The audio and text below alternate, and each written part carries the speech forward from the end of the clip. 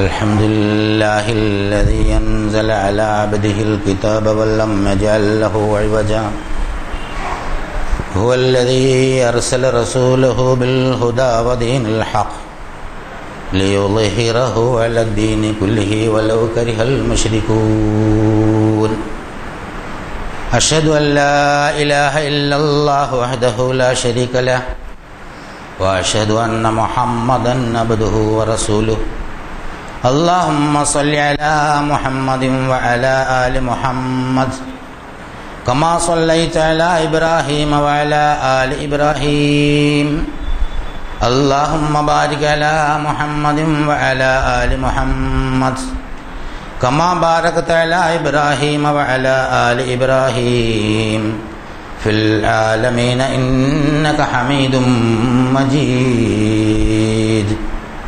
أيها الإخوة الأحباء، أوصيكم وإياي أولا بتقوى الله. أعوذ بالله من الشيطان الرجيم. بسم الله الرحمن الرحيم.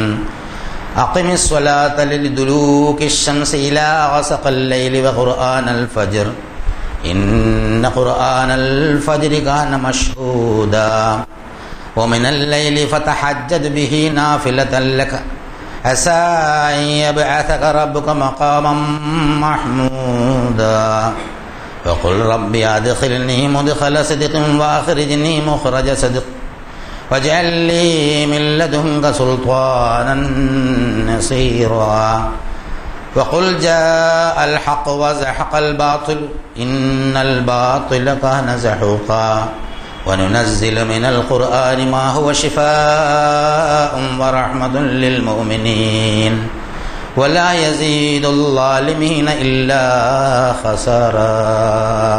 صدق الله العظيم. പ്രിയമുള്ള സഹോദരി സഹോദരന്മാരെ, അല്ലാഹു സുബ്ഹാനഹു വ തആലയുടെ വിധിവിലക്കുകൾ മാനിച്ചുകൊണ്ട് ജീവിക്കണമെന്ന് ആദ്യമായി എന്നോടും നിങ്ങളോടും ഉണർത്തുകയാണ്, വസിയത്ത് ചെയ്യുകയാണ്. മനുഷ്യനെ ഭൂമിയിൽ അല്ലാഹു സുബ്ഹാനഹു വ തആലയുടെ പ്രതിനിധിയായി നിശ്ചയിച്ചുകൊണ്ട്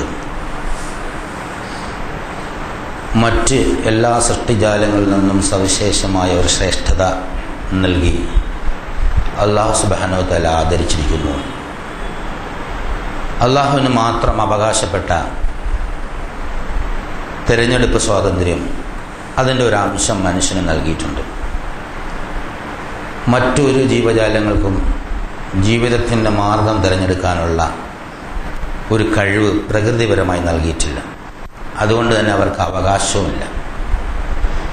ഏതൊരു തരത്തിലാണ് ജീവിക്കാൻ അല്ലാഹു സുബ്ഹാനഹു വ തആല തീരുമാനിച്ചത് അങ്ങനെ ജനിക്കുകയും വളരുകയും ജീവിക്കുകയും മരിച്ചു പോവുകയും ചെയ്യുക മാത്രമാണ് മറ്റെല്ലാ ജന്തുജാലങ്ങൾക്കും സസ്യങ്ങൾക്കും അല്ലാഹു സുബ്ഹാനഹു വ തആല തീരുമാനിച്ച ചര്യ, സുന്നത്ത്.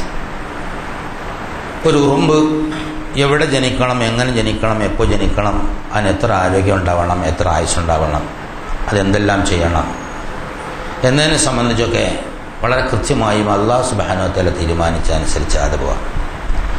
ആനയായാലും പൂച്ചയായാലും അതുപോലെ സസ്യങ്ങളായാലും എല്ലാം ഈ പ്രകൃതിയിൽ നാം കാണുന്ന എല്ലാ സസ്യങ്ങളും ജന്തുക്കളും മനുഷ്യനൊഴികെയുള്ളതെല്ലാം ഒരു നിശ്ചിതമായ ഒരു കൃത്യമായ ഒരു ചട്ടക്കൂട്ടിലുള്ള അങ്ങനെ ജനിച്ച് വളർന്ന് വലുതായി മരിച്ചല്ലെങ്കിൽ നശിച്ചു പോകുന്നു. മനുഷ്യനെയും ഏതാണ്ട് കുറേ സംഗതികളൊക്കെ അങ്ങനെയാണ്. ഒരാൾ എവിടെ ജനിക്കണം, ഏത് ഭാഷ സംസാരിക്കണം, അവൻ്റെ വാപ്പ ആരായിരിക്കണം, ഉമ്മ ആരായിരിക്കണം എന്ന് തീരുമാനിക്കുന്നതിൽ അയാൾക്കൊരു പങ്കുമില്ല. സ്വഭാവത്തിലെ അടിസ്ഥാനപരമായ ഒരുപാട് സംഗതികൾ അത് തീരുമാനിക്കുന്നതിലും അയാൾക്ക് പങ്കില്ല. പക്ഷേ ജീവിതത്തിൻ്റെ വഴിത്താര തിരഞ്ഞെടുക്കുന്നതിൽ നിയന്ത്രിതമായ നിശ്ചിതമായ ഒരു തിരഞ്ഞെടുപ്പ് സ്വാതന്ത്ര്യം അല്ലാഹു സുബ്ഹാനഹു വ തആല ചെയ്യും. വിശ്വാസ സ്വാതന്ത്ര്യം എന്ന് നമുക്ക് പറയാം. ആ വിശ്വാസ സ്വാതന്ത്ര്യം അവന് പ്രവൃത്തി പദത്തിലേക്ക് കൊണ്ടുവരാൻ കഴിയും. വിശ്വസിച്ച് പ്രാർത്ഥിച്ച് അതിനനുസരിച്ച് പ്രവർത്തിക്കുകയോ നിഷേധിച്ച് അവഗണിച്ച് അതിനനുസരിച്ച് പ്രവർത്തിക്കുകയോ ചെയ്യാനുള്ള ഒരു സ്വാതന്ത്ര്യം. ഇത് വളരെ വലിയ പ്രാധാന്യമുള്ള ഒരു സംഗതിയാണ്. തിരഞ്ഞെടുപ്പ് അവകാശം ഫ്രീ വിൽ എന്നൊക്കെ നമ്മൾ സാധാരണ പറയും, freedom of choice, free will എന്നൊക്കെ പണ്ടുകാലം മുതലേ എല്ലാ ശാസ്ത്രകാരന്മാരുടെ ഇടയിലും വളരെ ചർച്ചയായ ഒരു സംഗതിയാണ്. മനുഷ്യൻ്റെ സ്വാതന്ത്ര്യം എത്രമാത്രമുണ്ട്, അവൻ്റെ ഫ്രീ വില്ല് എത്രമാത്രമാണ്, അല്ലെങ്കിൽ അവൻ്റെ ഫ്രീഡം എത്രമാത്രമാണ്. ഇന്നും യഥാർത്ഥത്തിൽ കൃത്യമായി ഉത്തരം പറയാനാവാത്ത ഒരുപാട് ദുരൂഹതകൾ ശരീരശാസ്ത്രപരമായും മനഃശാസ്ത്രപരമായും അവശേഷിക്കുന്നുണ്ട് എന്നുള്ളതാണ്.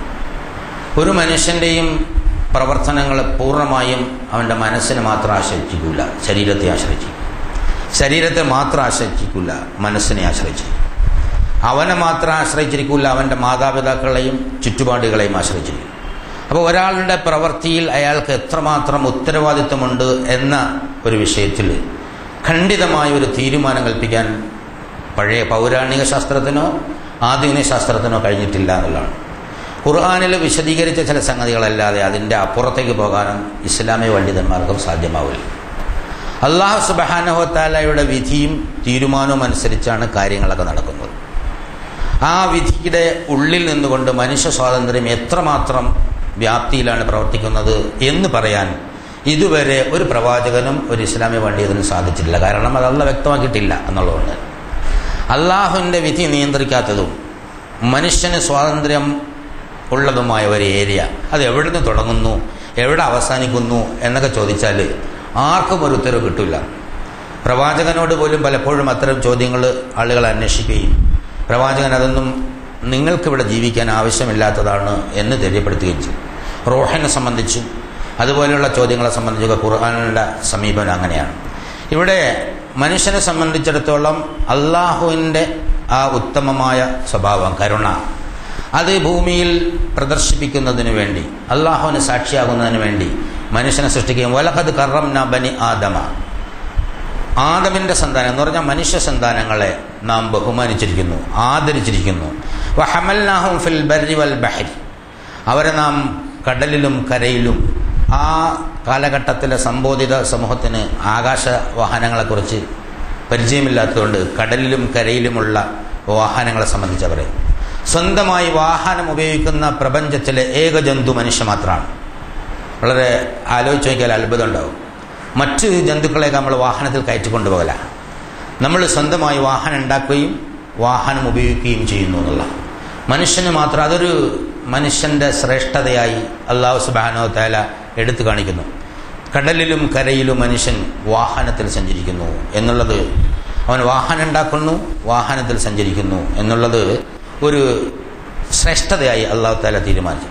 വറസഖ്നാഹും മിന ത്വയ്യിബാത്ത്, അതായത് നല്ല വസ്തുക്കളിൽ നിന്ന് അവന് ഉപജീവനം നൽകുകയും ചെയ്യുന്നു. ഒരുപാട് നല്ല വസ്തുക്കൾ അല്ലാഹു തആല സൃഷ്ടിച്ചിട്ടുണ്ട്. അതിൽ നിന്നാണ് മനുഷ്യന് അല്ലാഹു തആല ഉപജീവനം തീരുമാനിച്ചിട്ടുള്ളത്. അതും ഒരു ശ്രേഷ്ഠതയാണ്. ചീത്ത വസ്തുക്കൾ, നമ്മൾ ചീത്തയായി കാണുന്നത് ഭക്ഷിച്ചുകൊണ്ട് ജീവിക്കുന്ന ഒരുപാട് ജന്തുക്കളെ കുറിച്ച് നമുക്കറിയാം. പുഴുക്കൾ തിന്നുന്നത് ചളിയാണ് എന്നുള്ളത്. അതുപോലെ തന്നെ വിസർജ്യങ്ങൾ തിന്നുന്ന ഒരുപാട്, ചിലരുടെ വിസർജ്യം തിന്നുന്ന ഒരുപാട് ജന്തുക്കൾ നമ്മുടെ ചുറ്റിലുമൊക്കെ ഉണ്ട്. മനുഷ്യനെ സംബന്ധിച്ച് ത്വയ്യിബാത്ത്, അല്ലാഹു സുബ്ഹാനഹു വ തആല ഏറ്റവും ഉത്തമമായി സൃഷ്ടിച്ചത് മാത്രം ആഹരിച്ചുകൊണ്ടും ഉപയോഗിച്ചുകൊണ്ടും ഉപഭോഗിച്ചുകൊണ്ടും ജീവിക്കാനുള്ള ശ്രേഷ്ഠമായ ഔന്നത്യമായ ഒരു സ്റ്റാൻഡാണ് അല്ലാഹു തആല നൽകിയിട്ടുള്ളത്. വഫളൽനാഹും അലാ കസീരിൻ മിമ്മൻ ഖലഖ്നാ തഫ്ളീല, അവന് നാം സൃഷ്ടിച്ച മറ്റ് ഒരുപാട് സൃഷ്ടിജാലങ്ങളെക്കാൾ സവിശേഷമായ ശ്രേഷ്ഠതയും ആദരവും നാം നൽകിയിട്ടുണ്ട് എന്നുള്ളതാണ്. എന്തിനാണ് അതൊക്കെ നൽകിയത്? വഹുവല്ലദീ ജഅലകും ഖലായിഫൽ അർളി വറഫഅ ബഅദകും ഫൗഖ ബഅദിൻ ദറജാത്ത്, അതായത് അവനാണ് നിങ്ങളെ അള്ളാഹുവിൻ്റെ പ്രതിനിധിയായി, അവൻ്റെ പ്രതിനിധിയായി ഭൂമിയിൽ നിശ്ചയിച്ചത്. നിങ്ങളിൽ ചിലർക്ക് ചിലരേക്കാൾ ചില ദറജകൾ, ചില തട്ടുകൾ കൂട്ടിയിട്ടുണ്ട്, അല്ലെങ്കിൽ പദവികൾ നൽകിയിട്ടുണ്ട്. മനുഷ്യരുടെ ഇടയിൽ പലതരത്തിലുള്ള പദവികളുള്ള ആളുകളെ നമുക്കറിയാം. ആ പദവികൾ നൽകിയിരിക്കുന്നത് പദവിയുമായി പൊങ്ങച്ചം കാണിച്ച് അഹങ്കരിച്ച് നടക്കാനുള്ള, ജീവിതത്തിൻ്റെ സുഗമമായ ഒഴുക്കിന് വേണ്ടിയാണ് ആ പദവി യഥാർത്ഥത്തിൽ നൽകിയത്. എല്ലാ ആളുകളും യോദ്ധാക്കളായാൽ രാജാവ് ആവാൻ ആളുണ്ടാവില്ല, എല്ലാവരും രാജാവായാൽ പ്രജകളുണ്ടാവില്ല, എല്ലാവരും ഇലക്ട്രീഷ്യന്മാരായാൽ കെട്ടിടം കെട്ടാൻ ആളുണ്ടാവില്ല, എല്ലാവരും കെട്ടിടം കെട്ടാൻ ആയിക്കഴിഞ്ഞാൽ ഭർപ്പിക്കാൻ ആളുണ്ടാവില്ല. അങ്ങനെ ജീവിതത്തിൻ്റെ നിഖില മേഖലകളിലും പ്രവർത്തിക്കാൻ പര്യാപ്തമായ ടാലൻറ്റോടുകൂടി, അതായത് ജന്മപ്രകൃതത്തോടുകൂടി, ചിലർക്ക് നല്ല ശാരീരിക പുഷ്ടി, ചിലർ നല്ല ഉന്നത കുലജാതരായിട്ട് മനുഷ്യർ, ചിലർ നാട്ടിലൊന്നും അത്ര പ്രഗത്ഭന്മാരല്ലാത്തതായി അറിയപ്പെടുന്ന കുടുംബത്തിൽ നിന്ന്. അപ്പോൾ ഓരോരുത്തർക്കും ഓരോ നിലയിൽ ദർജാത്ത്, അതായത് പദവികൾ അല്ലാഹു സുബ്ഹാനഹു വ തആല തീരുമാനിച്ചിട്ടുണ്ട്. എന്തിനാണ്? ലിയബ്ലുവക്കും ഫീമ ആതാക്കും, ഓരോരുത്തർക്കും നൽകപ്പെട്ടതിൽ അവരെ പരീക്ഷിക്കുന്നതിന് വേണ്ടിയാണ്. ദുനിയാവിലെ ഓരോ പദവിയും ഓരോന്നും നൽകുന്നത് ആ നൽകപ്പെട്ട സാധനം, അല്ലെങ്കിൽ പദവി, അല്ലെങ്കിൽ ധനം, അല്ലെങ്കിൽ സൗന്ദര്യം, അല്ലെങ്കിൽ ശക്തി, അല്ലെങ്കിൽ കഴിവ്, അല്ലെങ്കിൽ പ്രതാപം, ഇതുകൊണ്ട് ഏത് തരത്തിലാണ് അവൻ പ്രവർത്തിക്കുന്നത് എന്നറിയാൻ വേണ്ടിയാണ്. അപ്പോൾ അതുകൊണ്ട് മനുഷ്യന് ഉത്തരവാദിത്വങ്ങൾ അല്ലാഹു സുബ്ഹാനഹു വ തആല നൽകിയിട്ടുണ്ട്. അള്ളാഹുവിന് സാക്ഷിയാവുക. ഈ നൽകപ്പെട്ട എന്തനുഗ്രഹം ഉണ്ടായാലും അത് അവൻ്റെ ആവശ്യം കഴിഞ്ഞ് മറ്റുള്ളവർക്ക് വേണ്ടി ചിലവഴിക്കുകയും വിനിയോഗിക്കുകയും ചെയ്തുകൊണ്ട് ശാന്തവും സമാധാനപരവുമായ ഒരു ജീവിതം ഭൂമിയിൽ നയിക്കുക എന്നുള്ളതാണ്. ഇന്ന റബ്ബക സരീഉൽ ഇഖാബ് വ ഇന്നഹു ലഗഫൂറുർ റഹീം. അതിനോടൊപ്പം ചേർത്ത് പറയുന്ന വളരെ പ്രധാനപ്പെട്ട ഒരു സംഗതി, ഈ ഉത്തരവാദിത്വം നിർവഹിക്കാതെ ആരെങ്കിലും അലംഭാവം കാണിച്ചാൽ നിന്റെ രക്ഷിതാവ് വളരെ വേഗം ശിക്ഷാ നടപടികൾ എടുക്കുന്നവനാണ് എന്ന കാര്യവും നിങ്ങൾ ഓർത്തിരിക്കണം. അതേസമയം മനുഷ്യന് ദൗർബല്യങ്ങളുള്ളതുകൊണ്ട്, അവൻ്റെ അടുത്ത് തെറ്റുകൾ പറ്റുമെന്നുള്ളത് കൊണ്ട് തൊട്ടുടനെ എല്ലാ ശിക്ഷാ നടപടികളെക്കുറിച്ചും അല്ലാഹു സുബ്ഹാനഹു വ തആല പറയുന്നതോടൊപ്പം ഗഫൂറുർ റഹീം, അങ്ങേയറ്റം പൊറുക്കുന്നവനും കാരുണ്യവാനുമാണ് എന്നെടുത്തു പറയുന്നത് ഖുർആനിൽ പലയിടത്തും ആവർത്തിക്കപ്പെട്ട ഒരു സ്വഭാവമായി നമുക്ക് ഖുർആൻ വായിക്കുമ്പോൾ മനസ്സിലാക്കാൻ സാധിക്കും.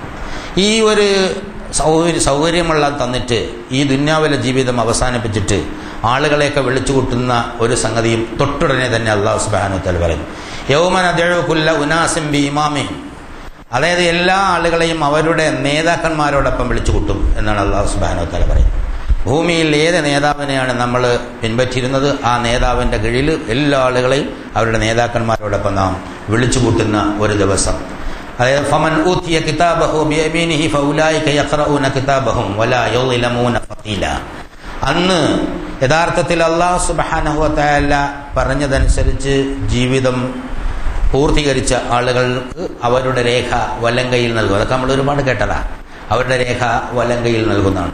അങ്ങനെ കിട്ടുന്ന ആളുകൾ ഹാവു മഖറബു കിതാബിയ, എൻ്റെ പുസ്തകം നീ ഒന്ന് വായിച്ചു നോക്കൂ, അല്ല എൻ്റെ സർട്ടിഫിക്കറ്റ് ഒന്ന് നോക്കൂ എന്ന് പറഞ്ഞ് സന്തോഷത്തോടെ നിൽക്കുന്നു. ഒരാളോടും ഒരല്പവും അനീതിയും കാണിക്കുകയില്ല. ഈ കാര്യങ്ങളിലൊക്കെ പ്രവാചകൻ വഴി പറഞ്ഞു പഠിപ്പിക്കുമ്പോൾ അശ്രദ്ധമായി അന്ധതയോടെ ദുന്യാവിൻ്റെ ഹാലിൽ വിരഹിക്കുന്ന കുറേ ആളുകളുണ്ട്. അത്തരം ആളുകളെ അന്ധന്മാരെന്നാണ്, കണ്ണ് കാണാത്തവരെന്നുള്ള നിലയില്ല, കണ്ണുണ്ടെങ്കിലും കാണാത്ത ആൾക്കാർ. വമൻ കാന ഫി ഹാദിഹി അഅ്മാ ഫഹുവ ഫിൽ ആഖിറതി അഅ്മാ വഅളല്ലു സബീല.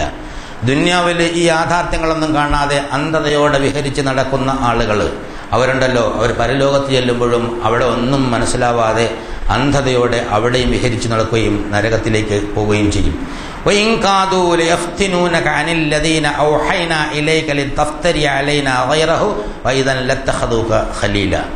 ഈ ഒരു സത്യത്തിൻ്റെ സന്ദേശം ജനങ്ങൾക്ക് പറഞ്ഞു കൊടുക്കുമ്പോൾ അവർക്ക് അവരുടെ അനുവർത്തിച്ചു വന്ന പല സംഗതികളും തടസ്സമാകുന്നതുകൊണ്ട് അവർക്ക് ദേഷ്യം പിടിക്കും.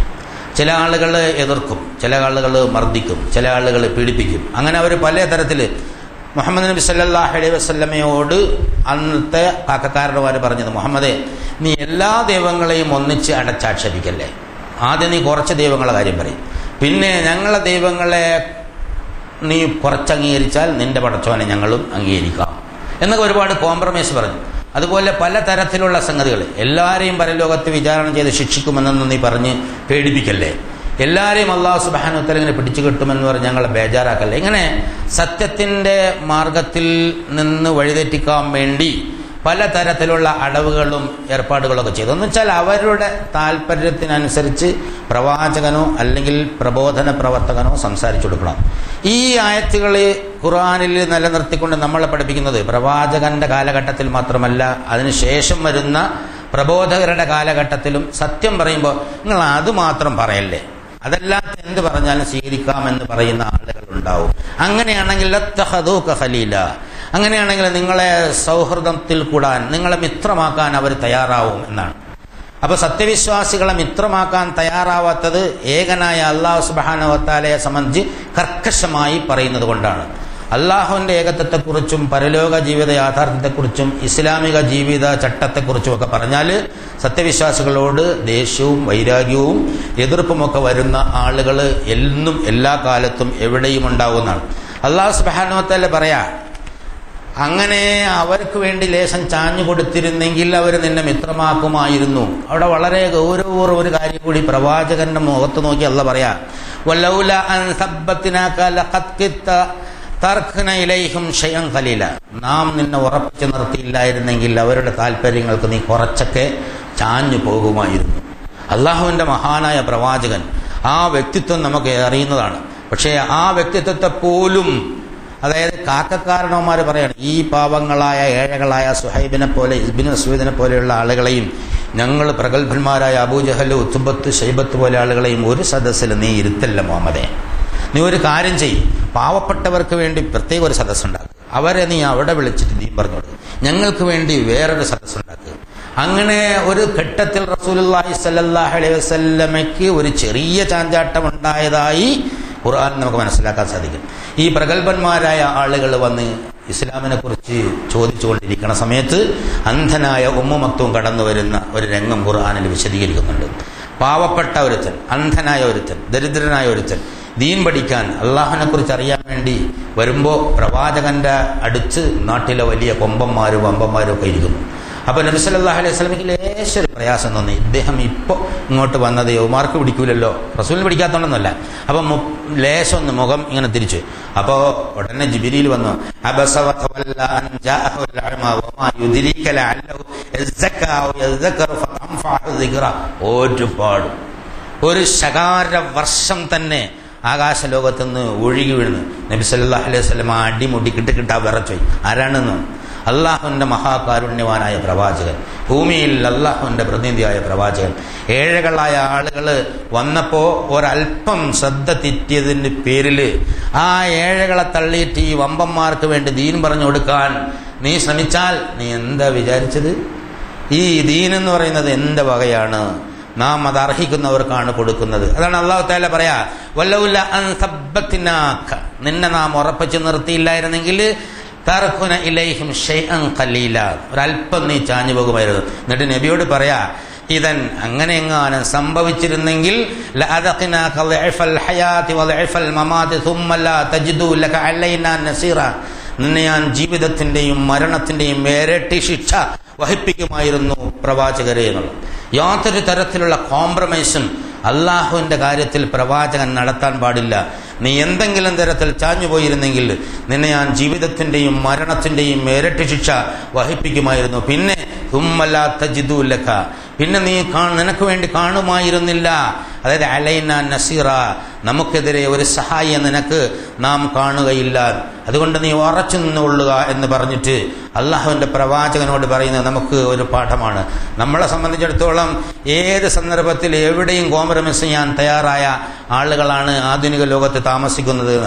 അള്ളാഹുവിനെ തള്ളിപ്പറയാൻ പറഞ്ഞാൽ, റസൂലിനെ തള്ളിപ്പറയാൻ പറഞ്ഞാൽ, സക്കാത്തിനെ തള്ളിപ്പറയാൻ പറഞ്ഞാൽ, ജിഹാദിനെ തള്ളിപ്പറയാൻ പറഞ്ഞാൽ, ഖിതാലിനെ തള്ളിപ്പറയാൻ പറഞ്ഞാൽ, സദഖയെ തള്ളിപ്പറയാൻ പറഞ്ഞാൽ, അതുപോലെ എഅ്തിസാമില്ല അള്ളാഹുവിൻ്റെ മാർഗത്തിൽ ഉറച്ചു നിൽക്കുന്നതിനെ തള്ളിപ്പറയാൻ പറഞ്ഞാൽ, അള്ളാഹുവിൻ്റെ മാർഗത്തിൽ ചെലവഴിക്കുന്നതിനെ തള്ളിപ്പറയാൻ പറഞ്ഞാൽ, ഏത് സന്ദർഭത്തിലും ജീവിക്കാൻ എവിടെയും നമ്മൾ ചേരയെത്തുന്ന നാട്ടിൽ ചെന്നാൽ നടുക്കണ്ടെടുക്കണ്ടേ എന്ന ലോക്കൽ ന്യായവും പറഞ്ഞ് എന്ത് കോംപ്രമൈസും ചെയ്യാൻ തയ്യാറായ മനുഷ്യന്മാരാണ് യഥാർത്ഥത്തിൽ ആധുനിക ലോകത്ത് ദീനുൽ ഇസ്ലാമിനെ കൊണ്ടുനടക്കുന്നത്. അതുകൊണ്ടാണ് യഥാർത്ഥത്തിൽ അപജയങ്ങൾ ഒരുപാട് ഉണ്ടായിക്കൊണ്ടിരിക്കുന്നത്. തുടക്കത്തിൽ തന്നെ വളരെ കൃത്യമായി യാതൊരു തരത്തിലുള്ള അള്ളാഹുവിൻ്റെ നിയമങ്ങൾക്ക്, നിർദ്ദേശങ്ങൾക്ക് യാതൊരു തരത്തിലുള്ള കോംപ്രമൈസും നീ ചെയ്യേണ്ടതില്ല.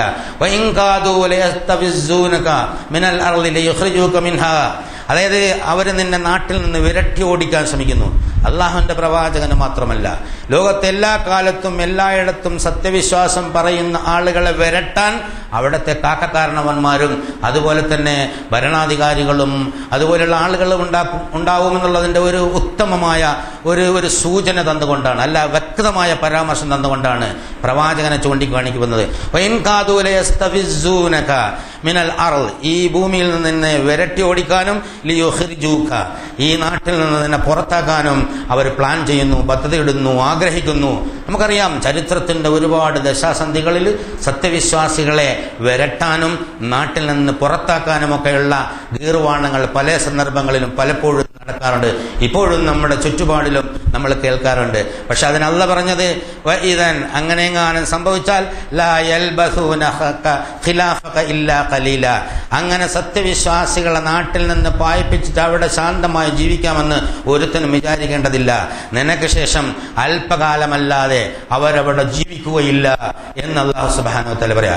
ചരിത്രത്തിലുടനീളം ഹൂദ് നബിയുടെ ജനത, സാലിഹ് നബിയുടെ ജനത, നൂഹ് നബിയുടെ ജനത, ലൂത്ത് നബിയുടെ ജനത, അതുപോലെ തന്നെ ഒരുപാട് ജനതകള് പ്രവാചകന്മാരെ മർദ്ദിച്ചൊതുക്കാനും നാട് കടത്താനും ഒക്കെ ശ്രമിച്ചു.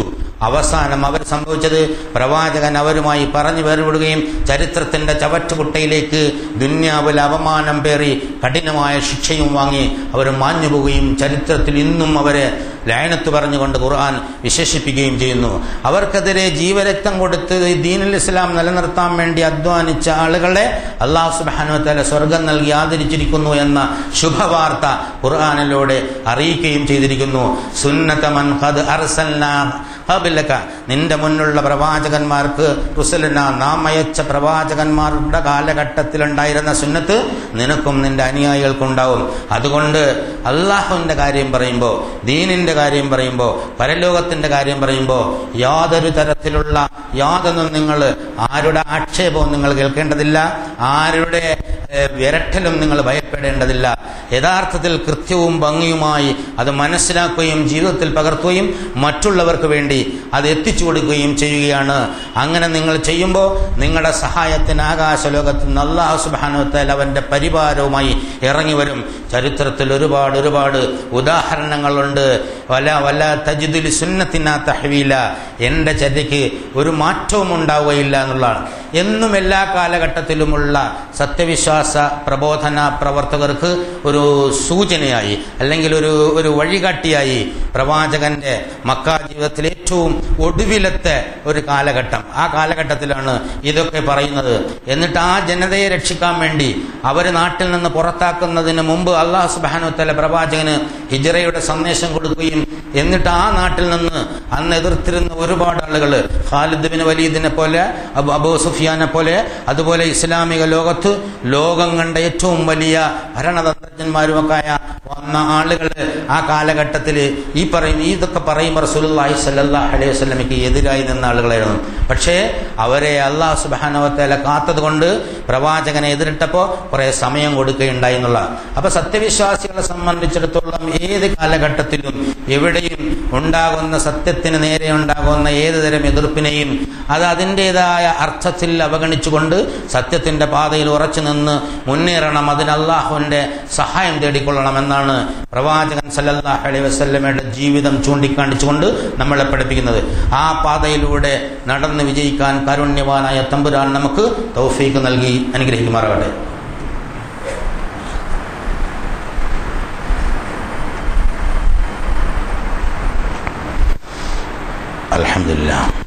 അൽഹംദുലില്ലാഹി ഹംദൻ കസീറൻ തയ്യിബൻ മുബാറകൻ യൻബഗി ലിജലാലി വജ്ഹിഹി വഅളീമി സുൽത്താൻ സുബ്ഹാനക ലാ നഹ്സി തനാക കമാ സനൈത നഫ്സഹു ലകൽ ഹംദു ഹത്താ തർളാ. അല്ലാഹുമ്മ സ്വല്ലി അലാ മുഹമ്മദിൻ വഅലാ ആലി മുഹമ്മദ് കമാ സ്വല്ലൈത അലാ ഇബ്രാഹീമ ഫിൽ ആലമീന ഇന്നക ഹമീദും മജീദ്. അയ്യുഹൽ ഇഖ്വത്തുൽ അഹ്ബാ, ഊസികും വഇയ്യായ സാനിയം ബിതഖ്വല്ലാഹ്.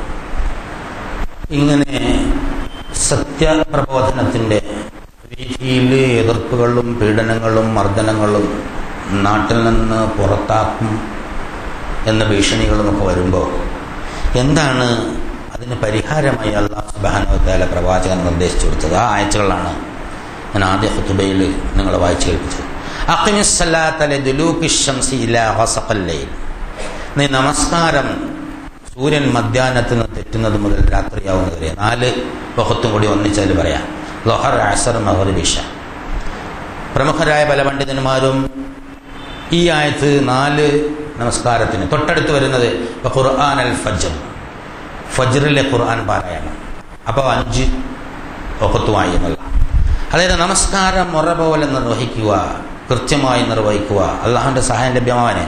ഇന്ന ഖുർആനൽ ഫജ്രി കാന മശ്ഹൂദ, ഈ പ്രഭാതത്തിൽ ദീർഘമായി ഖുർആൻ ഓതിക്കൊണ്ടുള്ള നമസ്കാരം പ്രമുഖരായ പല പണ്ഡിതന്മാരും സുബഹി നമസ്കാരം എന്നാണ് പറഞ്ഞിട്ടുള്ളത്. കാരണം തഹജ്ജുദ് വേറെ പ്രത്യേകം പിന്നെ പറയുന്നത് കൊണ്ട് ഇത് സുബഹി നമസ്കാരം. അപ്പോൾ ആ നമസ്കാരത്തിൽ, സുബഹി നമസ്കാരത്തിൽ ഖുർആൻ പാരായണം സാക്ഷ്യം വഹിക്കപ്പെടുമെന്നാണ്. ഒരുപാട് അഭിപ്രായങ്ങളുണ്ട്. അതിൽ പ്രമുഖമായ ഒരു അഭിപ്രായം, ആകാശലോകത്ത് നിന്ന് മാലാഖമാർ ഇറങ്ങി വരും രാവും പകലും. രാത്രി നമ്മളെ കാത്ത മലക്കുകൾ തിരിച്ചു പോകുന്നത് സുബഹി നമസ്കാരത്തിൻ്റെ സമയത്ത്. അപ്പോൾ അവർ പോകുമ്പോൾ സത്യവിശ്വാസികൾ ഖുർആൻ പാരായണത്തിലാണ്. മറ്റു മലക്കുകൾ വരുന്നു, അപ്പോൾ അവർ വരുമ്പോഴും ഖുർആൻ പാരായണത്തിലാണ്. അതുകൊണ്ട് മലക്കുകൾ സാക്ഷ്യം വഹിക്കുന്നു, നിങ്ങൾ ഖുർആൻ ഓതുന്നത് മലക്കുകൾ സാക്ഷ്യം വഹിക്കുന്നു എന്നൊരു വ്യാഖ്യാനമാണ്. അതല്ല, ഈ ഖുർആൻ നമ്മൾ പ്രശാന്തമായ പ്രഭാതത്തിൽ ഖുർആൻ ഓതുമ്പോൾ ഹൃദയത്തിൻ്റെ ആഴത്തിൽ അത് ഇറങ്ങുകയും കൂടുതൽ ആഴത്തിൽ ചിന്തിച്ചിട്ട് അള്ളാഹുമായി കൂടുതൽ അടുക്കാനുള്ള ഒരു സൗകര്യം ഉണ്ടാവുകയും ചെയ്യും. കുറേ സുദീർഘമായി ഉറങ്ങിയതിന് ശേഷം എഴുന്നേറ്റ് അംഗസ്നാനമൊക്കെ ചെയ്ത് നമ്മൾ നല്ല നിലയ്ക്ക് ഈണത്തിൽ ഖുർആൻ ഓതി നമസ്കരിക്കുകയാണെങ്കിൽ, ഇപ്പോൾ നല്ല ഇമാമമാരൊക്കെ ഉള്ള പള്ളിയിൽ സുബഹിക്ക് പോയാൽ കുറേ ദീർഘമായി ഖുർആൻ ഓതുമ്പോൾ പിന്നിൽ കൈയെട്ടിയാൽ നല്ല മെലോഡിയസായി ഖുർആൻ ഓതുമ്പോൾ നമ്മളെ ഹൃദയത്തെ അതിങ്ങനെ ഇങ്ങനെ ഇങ്ങനെ ഇങ്ങനെ പിടിച്ചു കുലുക്കുന്നു. ഖുർആൻ നമ്മളെ മനസ്സിൻ്റെ, അതായത് നമ്മളൊരു നഫ്സും റൂഹും അതിൻ്റെ താളത്തിനത്താണ് ഖുർആൻ ഉണ്ടാക്കിയിരിക്കുന്നത്. ഖുർആൻ അല്ലാഹ് പ്രഖ്യാപിച്ചിരിക്കുന്നത്, പറഞ്ഞിരിക്കുന്നത് മനുഷ്യ മനസ്സിൻ്റെ താളലയക്രമത്തിനൊത്താണ്. അപ്പോൾ നമ്മൾ ശ്രദ്ധിച്ചാൽ നമുക്ക് മനസ്സിലാവും. വെറുതെ ടേപ്പിൽ അല്ലെങ്കിൽ മൊബൈലിൽ ഖുർആൻ ഇട്ടിട്ട് നിങ്ങൾ മാറി നോക്ക്, നമ്മുടെ മനസ്സിങ്ങനെ ആ ഖുർആൻ ഇന്ന ഖുർആനൽ ഫജ്രി കാന മശ്ഹൂദ എന്ന് പറയുമ്പോൾ നമ്മുടെ മനസ്സിങ്ങനെ മദ്ദും ശബ്ദമൊക്കെ വരുമ്പോൾ മനസ്സാരോഹണാവരോഹണക്രമത്തിൽ ഇങ്ങനെ ഇറങ്ങിപ്പോകുന്നതാണ്. വളരെ കൃത്യമായിട്ടും നമ്മുടെ മനസ്സിൻ്റെ തന്ത്രികൾ തട്ടി ഉണർത്താൻ പര്യാപ്തമായ നിലയിലാണ്. അത് ഖുർആൻ എടുത്ത് പറയുന്നുണ്ട്. എന്നിട്ട് വമിനൽ ലൈലി ഫതഹജ്ജദ് ബിഹി നാഫിലതൻ ലക, അതായത് പ്രവാചകന് നിർബന്ധവും സത്യവിശ്വാസികൾക്ക് ഐച്ഛികവുമായ ഒരു നമസ്കാരമാണ് തഹജ്ജുദ് നമസ്കാരം. ഒരുപാട് പ്രാവശ്യം പറഞ്ഞതാണ്, എങ്കിലും ഓർമ്മിപ്പിക്കുകയാണ്. രാത്രിയിൽ ഇശാ നമസ്കാരം കഴിഞ്ഞ് ഉറങ്ങിയതിന് ശേഷം, സുന്നത്ത് നമസ്കാരം കഴിഞ്ഞ് ഉറങ്ങിയതിന് ശേഷം എഴുന്നേറ്റ് നമസ്കാരത്തിനാണ് തഹജ്ജുദ് എന്ന് പറയുന്നത്. അത് 2, 1, 3 ആക്കാം, 5 ആക്കാം, 7 ആക്കാം, 9 ആക്കാം, 11 ആക്കാം. 11 റക്അത്ത് ഹദീസുകളിൽ നിന്ന് മനസ്സിലായി. പ്രമുഖമായ പല ഹദീസുകളിലും 7 റക്അത്താണ്, 9 റക്അത്ത് നിസ്കരിച്ചായിട്ടും. അപ്പോൾ അതിൻ്റെ പേരിൽ അടിയുടണ്ട. ഒരാൾ 1 റക്അത്ത് നിസ്കരിച്ചാൽ അതൊരു വിത്ർ ആവും. 3 റക്അത്ത് നിസ്കരിച്ചാൽ 2 ഷഫയും 1 വിത്റും ആവും. അപ്പോൾ അത് തഹജ്ജുദായി പരിഗണിക്കും. അത് 5 റക്അത്താക്കിയാൽ നാഫിലത്ത്, കൂടുതൽ അള്ളാഹുവിനെ ഇഷ്ടപ്പെട്ടു. അത് 7 റക്അത്താക്കിയാൽ ഇബ്നു അബ്ബാസിൻ്റെ റിപ്പോർട്ട് അനുസരിച്ച് പ്രവാചകൻ പതിവായി ചെയ്തിരുന്നത് നമ്മൾ പിന്തുടർന്ന്. അത് 9 റക്അത്താക്കിയാൽ കുറച്ചുകൂടെ, 11 റക്അത്താക്കിയാൽ ഒരുപാട് ഹദീസുകളുടെ അടിസ്ഥാനത്തിൽ 11 റക്അത്താണ്. അപ്പോൾ അത് 3 ആണോ 4 ആണോ 5 ആണോ എന്ന് പറഞ്ഞ് അടികൂടുന്ന വിഡ്ഢിത്വം യഥാർത്ഥത്തിൽ ഈ സമുദായത്തിൽ വേണ്ട എന്നുള്ളതാണ്. കാരണം മഹാമോശമാണ്. എത്ര റക്അത്ത് നിസ്കരിക്കാൻ പറഞ്ഞപ്പോൾ കൈ എവിടെ കെട്ടണം, റക്അത്ത് എത്ര വേണമെന്നും പറഞ്ഞ് അടികൂടുക. അത് അള്ളാഹുമായി ബന്ധപ്പെടുന്ന കാര്യം അത് പഠിക്കുകയല്ല ചെയ്യുന്നുള്ള. അപ്പോൾ അതുകൊണ്ട് ആ രാത്രിയിൽ എഴുന്നേറ്റ് നിസ്കരിക്കുമ്പോൾ അള്ളാഹു സുബ്ഹാനഹു വ തആലയായിട്ടുള്ള ബന്ധം വളരെ ദൃഢമാകുന്ന തരത്തിലാണ് ഇത്. അതിൻ്റെ ഒരു പ്രയോജനം പറയാം, അസാഇ യബഅസക റബ്ബുക മഖാമൻ മഹ്മൂദ, ഉന്നതമായ ഒരു സ്ഥാനത്ത് നിന്റെ രക്ഷിതാവ് എത്തിച്ചേക്കാം. ഇത് പ്രവാചകന് മാത്രം ബാധകമല്ല, സൃഷ്ടി ശ്രേഷ്ഠനായ പ്രവാചകന് ഔന്നത്യത്തിൻ്റെ പടവുകൾ കടന്നെത്താൻ അള്ളാഹു നിർദ്ദേശിക്കുന്നത് തന്നെയാണ് ആ പ്രവാചകന്റെ അനുയായികൾക്കും വേണ്ടത്. ഖുർആനോദിയും നമസ്കരിച്ചും ദിക്ർ ചൊല്ലിയും തസ്ബീഹ് ചൊല്ലിയും അള്ളാഹുവിൻ്റെ സഹായം തേടുക. എന്തിന്? ഭൂമിയിൽ സത്യവിശ്വാസിയായി ജീവിക്കാനുള്ള കരുത്ത് ലഭിക്കാൻ, അതിനുവേണ്ടിയാണ്. ഇതൊക്കെ ചെയ്തതിന് ശേഷം സത്യവിശ്വാസത്തിൻ്റെ പാതയിൽ ജീവിക്കാൻ നടക്കാതിരുന്നാൽ യഥാർത്ഥത്തിൽ തന്നെ പ്രയോജനമില്ല എന്നുള്ള. എന്നിട്ട് അത് മാത്രമല്ല, തൊട്ടുടനെ വരുന്ന വഖുൽ റബ്ബി അദ്ഖിൽനി മുദ്ഖല സിദ്ഖിൻ വഅഖ്രിജ്നി മുഖ്റജ സിദ്ഖിൻ വജഅൽ ലീ മിൻ ലദുൻക സുൽത്താനൻ നസീറ. സത്യത്തിൻ്റെ പാതയിലൂടെ നീ അകത്തേക്കും, സത്യത്തിൻ്റെ പാതയിലൂടെ നീ പുറത്തേക്കും നടത്തണം എന്ന് പറഞ്ഞാൽ ജീവിതത്തിൻ്റെ ഏത് കാര്യം, ഒരു വ്യവസായത്തിൽ പ്രവേശിക്കണമെങ്കിൽ വ്യവസായം ഒഴിവാവണമെങ്കിൽ, വിവാഹത്തിൽ പ്രവേശിക്കണമെങ്കിൽ വിവാഹം ഒഴിവാകുന്നതാണെങ്കിൽ, വീട്ടിൽ പ്രവേശിക്കുന്നെങ്കിൽ വീട്ടിൽ നിന്ന് ഒഴിവാകണമെങ്കിൽ, അതുപോലെ എന്തെങ്കിലും പ്രവൃത്തിയിൽ പ്രവേശിക്കണമെങ്കിൽ, ഏതെങ്കിലും ഉദ്യോഗത്തിൽ പ്രവേശിക്കണമെങ്കിൽ, എവിടെ പ്രവേശിക്കുകയാണെങ്കിലും എവിടെ നിന്ന് പുറത്തു പോവുകയാണെങ്കിലും സത്യത്തിന് നിരക്കുന്ന രീതിയിൽ മാത്രം പ്രവർത്തിക്കാനുള്ള ഒരു കരുത്ത്, കഴിവ് നീ തരണേ. ഈ സത്യം എസ്റ്റാബ്ലിഷ് ചെയ്യാൻ, അത് ഭൂമിയിൽ നിലനിർത്താൻ നിന്റെ അടുത്ത് നിന്നുള്ള ആധികാരികമായ ഒരു ശക്തി, ഭരണാധികാരം വരെയുള്ള ശക്തി, ആ ശക്തി തരണേ. ഇതിൽ വളരെ അത്ഭുതകരമായ സംഗതി, ഹിജ്റയ്ക്ക് തൊട്ടു മുമ്പ് അള്ളാഹുവിൻ്റെ പ്രവാചകനെ കൊണ്ട് പടച്ച തമ്പുരാൻ പ്രാർത്ഥിപ്പിച്ചൊരു പ്രാർത്ഥനയാണ്. അതിനുശേഷം മക്കയിൽ നിന്ന് മദീനയിലേക്ക് പോകുന്നു. മദീനയിലെത്തുമ്പോൾ അവിടെ ഭരണാധികാരം അല്ലാഹു സുബ്ഹാനഹു വ തആല നൽകുകയും സുൽത്താനൻ നസീറ എന്ന് പറയുന്നത് എപ്പോഴും ഭരണാധികാരം തന്നെ ആയിക്കൊള്ളുന്നില്ല. നമുക്ക് സത്യം പറയാനുള്ള ഒരു പ്ലാറ്റ്ഫോം ഉണ്ടാവുക, സത്യം പറയാനുള്ള ഒരു കഴിവുണ്ടാവുക, സഹായികൾ ഉണ്ടാവുക, ചുറ്റുപാട്. ഇന്നിപ്പോൾ മീഡിയ നമുക്ക് സത്യം പറയാനുള്ള ഒരു സഹായവും ചുറ്റുപാടും ഒക്കെ ഉണ്ടാക്കി കഴിഞ്ഞാൽ ഒരു ഭരണാധികാരമില്ലെങ്കിലും മീഡിയയിലൂടെ നമുക്ക് പറയാം. പക്ഷേ മീഡിയ പലപ്പോഴും നമ്മുടെ സത്യവിശ്വാസത്തിന് വിരുദ്ധമായിട്ടാണ് പ്രവർത്തിക്കുന്നത്. അപ്പോൾ മീഡിയ വേൾഡ് നമ്മളുമായിട്ട് സത്യവിശ്വാസവുമായിട്ട് അടുത്ത് നിൽക്കുന്ന ഒരവസ്ഥ. സാമൂഹ്യമായ മറ്റു പല ഏരിയകളുണ്ട്, രാഷ്ട്രീയമായ പ്രവർത്തനം നടത്തുന്ന ഏരിയകളുണ്ട്. അവിടെയൊക്കെ സത്യവിശ്വാസവുമായി അടുത്ത് നിൽക്കുകയാണെങ്കിൽ ആധികാരികമായ ശക്തിയായിരിക്കും. അപ്പൊ ആധികാരികമായ ശക്തി ഞങ്ങൾക്ക് തരണേ, അധികാരമുള്ള ഒരു ശക്തി നൽകണേ എന്ന് നിരന്തരമായി പ്രാർത്ഥിക്കും. എല്ലാ സത്യവിശ്വാസികളും പ്രാർത്ഥിക്കേണ്ട സൂറത്ത് ഇസ്രായേലിലെ ഒരു വാചകമാണ്. അതായത് റബ്ബി അദ്ഖിൽനി മുദ്ഖല സിദ്ഖിൻ വഅഖ്രിജ്നി മുഖ്റജ സിദ്ഖിൻ വജഅൽ ലി മിൻ ലദുൻക സുൽത്താനൻ നസീറ. എന്നിട്ട് ധൈര്യപൂർവ്വം ഖുൽ വജാഅൽ ഹഖ് വസഹഖൽ ബാത്തിൽ ഇന്നൽ ബാത്തില കാന സഹുക. സത്യം പുലർന്നു കഴിഞ്ഞിരിക്കുന്നു, അസത്യം മാഞ്ഞു പോകുന്നതാണ്. അസത്യത്തിന്റെ പ്രകൃതം അത് മാഞ്ഞു പോകാനുള്ളത് തന്നെയാണ് എന്ന് നീ യഥേഷ്ടം ധൈര്യപൂർവ്വം അങ്ങ് പ്രഖ്യാപിച്ചു കൊള്ളുക. വനുനസ്സിലു മിനൽ ഖുർആനി മാ ഹുവ ശിഫാഉൻ വറഹ്മത്തുൻ ലിൽ മുഅ്മിനീൻ. ഈ ഖുർആനിലൂടെ സത്യവിശ്വാസികൾക്ക് നാം കാരുണ്യവും അനുഗ്രഹവുമായിട്ടാണ് ഷിഫ ആണ്, ഔഷധം എന്നുള്ളതാണ്, ശമനമായിട്ടാണ്. നിങ്ങൾക്ക് ബുദ്ധിമുട്ടുണ്ടോ, നിങ്ങൾക്ക് ദുഃഖമുണ്ടോ, നിങ്ങൾക്ക് പേടിയുണ്ടോ, നിങ്ങൾക്ക് ബേജാറുണ്ടോ, നിങ്ങൾക്ക് പ്രയാസങ്ങളുണ്ടോ, നിങ്ങൾക്ക് എന്തെങ്കിലും തരത്തിലുള്ള ബുദ്ധിമുട്ടുകളും അനുഭവപ്പെടുന്നുണ്ടോ എങ്കിൽ നിങ്ങൾ ആ ഖുർആൻ എടുത്തോളൂ. ഷിഫാഉൻ വറഹ്മത്തുൻ ലിൽ മുഅ്മിനീൻ. അത് ഷിഫയാണ്, അത് റഹ്മത്താണ്, അനുഗ്രഹമാണ്.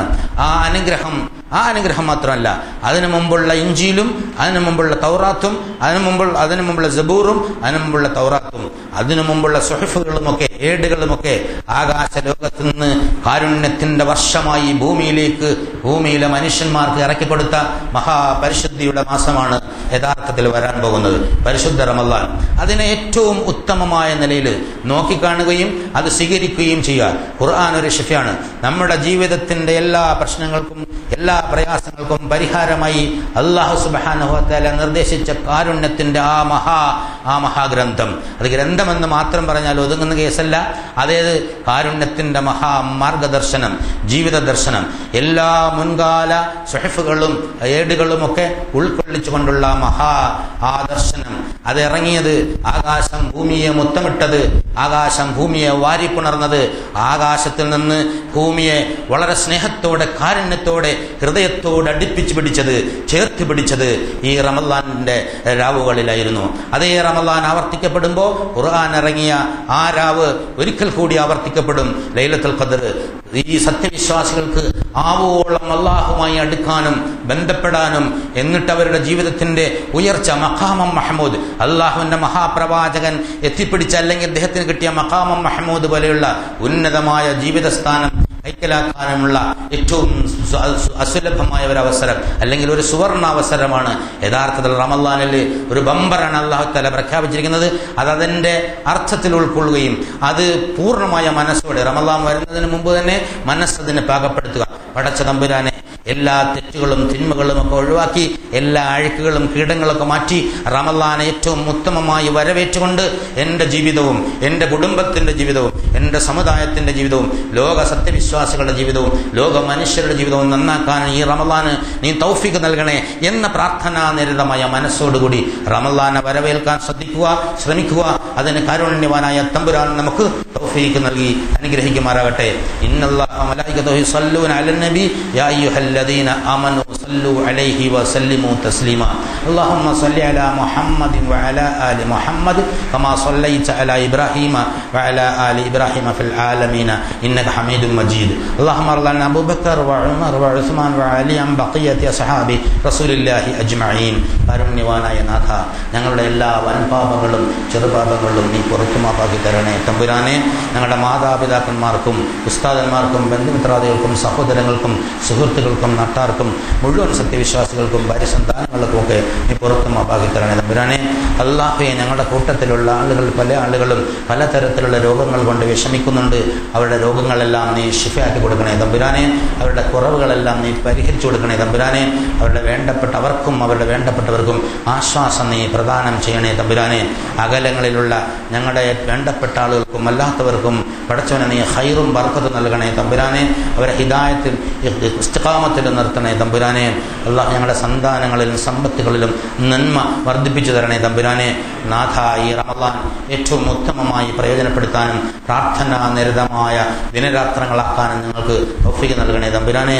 നോമ്പ് മുഴുവനും അനുഷ്ഠിക്കാനും സദഖ കൊടുക്കാനും സക്കാത്ത് കൊടുക്കാനും സുന്നത്തുകൾ നമ്മൾ അധികരിപ്പിക്കാനുള്ള തൗഫീഖ് നൽകണേ തമ്പുരാനെ. ഞങ്ങളുടെ മനസ്സുകളെ നീ മൃദുലമാക്കണേ തമ്പുരാനെ.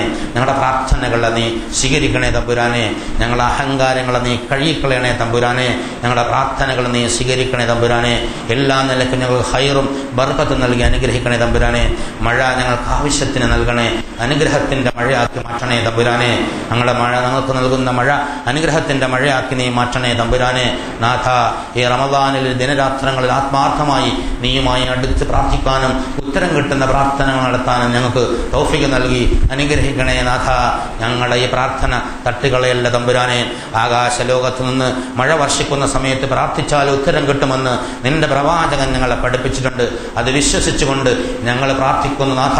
ഞങ്ങളെ ഹിദായത്തിൽ നിർത്തണേ അല്ലാഹുവേ. ഞങ്ങളെ ഈ കലിമത്തോടുകൂടി മരിപ്പിക്കണേ തമ്പുരാനെ. അവസാനം ഞങ്ങൾക്ക് കലിമത്ത് തൗഹീദ് ഉച്ചരിച്ച് മരിക്കാനുള്ള തൗഫീഖ് നൽകണേ തമ്പുരാനെ.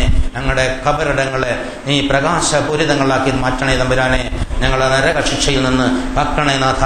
സ്വർഗം നൽകി അനുഗ്രഹിക്കണേ തമ്പുരാനെ. അല്ലാഹുമ്മ ഗ്ഫിർ ലിൽ മുഅ്മിനീന വൽ മുഅ്മിനാത്ത് വൽ മുസ്ലിമീന വൽ മുസ്ലിമാത്ത്. അല്ലാഹുമ്മ ഗ്ഫിർ ലിൽ മുഅ്മിനീന വൽ മുഅ്മിനാത്ത് വൽ മുസ്ലിമീന വൽ മുസ്ലിമാത്ത്. اللهم اعز الاسلام والمسلمين. اللهم اعز الاسلام والمسلمين. اللهم اعز الاسلام والمسلمين. اللهم انصر اعمال المجاهدين في كل اماكن الارض يا ارحم الراحمين. ربنا آتنا في الدنيا حسنه وفي الاخره حسنه وقنا عذاب النار. واخر دعوانا ان الحمد لله رب العالمين.